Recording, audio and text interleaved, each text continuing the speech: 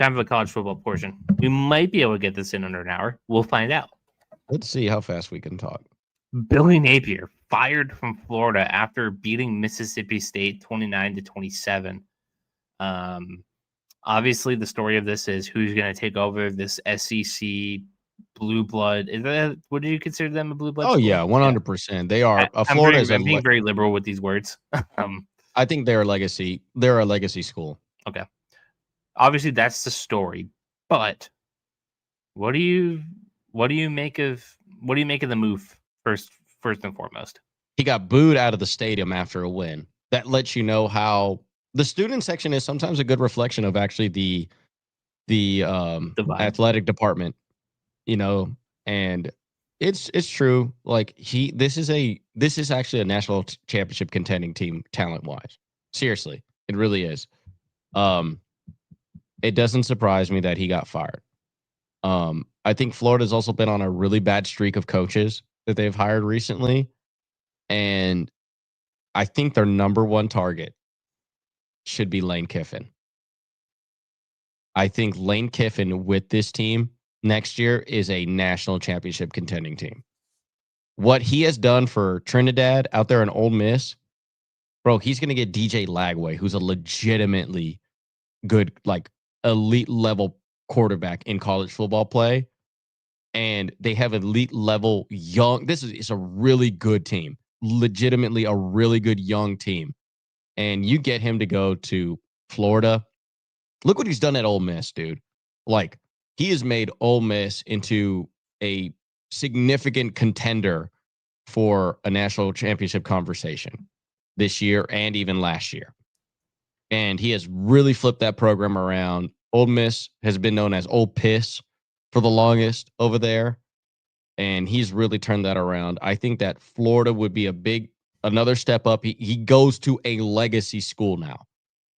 And I think the resources that Florida would give him out there, like in that hotbed of talent that is Florida too, like, and Lane Kiffin's a huge players guy. He's a really good players head coach for college football. I think that they need to go after Lane Kiffin ASAP. So CBS has an article that has the top odds for the next Florida coach job. I'm going to run through the list. Okay. Tell me if you think it's if that's realistic, if you think that's good, just the first words that come to your mind. So Lane Kiffin's the favorite at plus 250. However, the Ole Miss AD Keith Carter says the university would love to sign Kiffin to a Kurt Cignetti-like extension before silly season starts.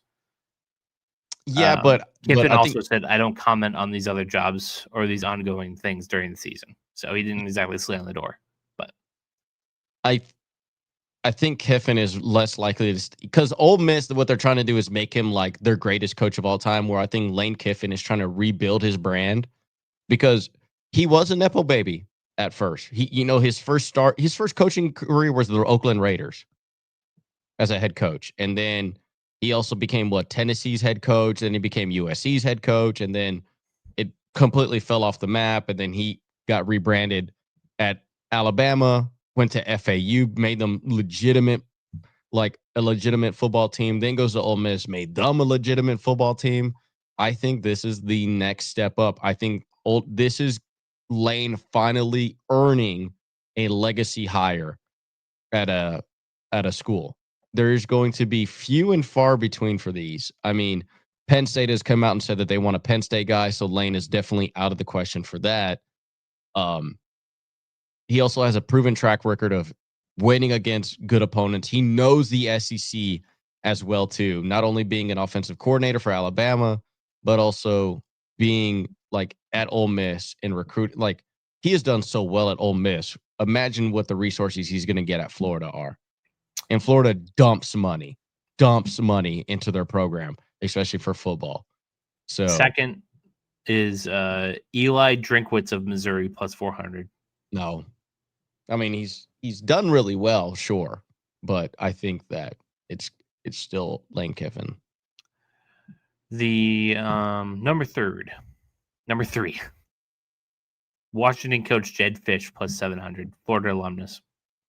Yeah, not a bad one. What he's done at Washington has been commendable. It's been really good, but it's still kind of. I'm not liking these backup plans if Ole Miss really does give him that contract. Rhett Lashley of SMU plus 800. Now, like I said, we're getting into territory where it's just like these backup plans for Florida. Oh, you're gonna love this next one. Go ahead. James Franklin plus 900. Yeah, you're just stupid. You're just stupid. He already pissed away Penn State. He's gonna literally piss away. You might as well bring back Billy Napier. Jeff Brom of Louisville. No. Alex Golish. That's a USF guy. The problem that I have with him is he winning with less is more and being underdogs, because it's, you know what I mean? Like when you get these coaches that always been at underdog programs and they finally get all these resources, they don't know what to do with them, aka Franklin. They tend to not succeed because they rather look for the hidden gems and make them play up to talent. And when they get all these guys, and because when you go to Florida, you're going to get entitled kids. You are. And you're going to have to deal with that level of personality. Lane Kiffin has dealt with that at the NFL, at Tennessee, at USC, and Alabama. Meaning he also has been successful in the NIL era as well too. So it's a significant drop off. Like Penn State's plan, right, was Kirk Cignetti, Matt Rule. Well, the next list of guys are good, but like they're not realistic. Mm-hmm. So you have Marcus Freeman. No, probably not going to leave. Marcus Freeman will only leave if he goes to Ohio State. Brent Key of Georgia Tech. I don't think that's super realistic, but that's not super realistic. But he's probably the better out of all the options. I think that would be my number 2 hire. And this last option, I didn't even think of this. This is good. Urban Meyer. The sad part is he'd be really good. That's the sad part. But he said in 2023 he has no desire to coach again. Okay, this is the guy who lied about his heart condition to make sure he didn't fucking coach. I forgot about that. Yeah, get out of here. No, known liar. Known liar, Urban Meyer. I mean, yeah, this is the guy who lied about his heart condition and cheated on his wife. You think liar, Urban Meyer. Yeah. Liar, Urban Meyer going to the chop house to get on fire. To get fired. So rank your top 3. I would say Lane Kiffin 1. Number 2 would be the Georgia Tech guy. Number 3 would be Urban Meyer. As memey as that is, but more Urban Meyer is literally, outside of Nick Saban, probably the second best like college football coach. Did he lose Florida on good terms? No, well, that was the whole heart condition BS. Oh, I don't know if I can coach because my heart hurts. Oh, I go to Ohio State. Was that he knew that like program the same year?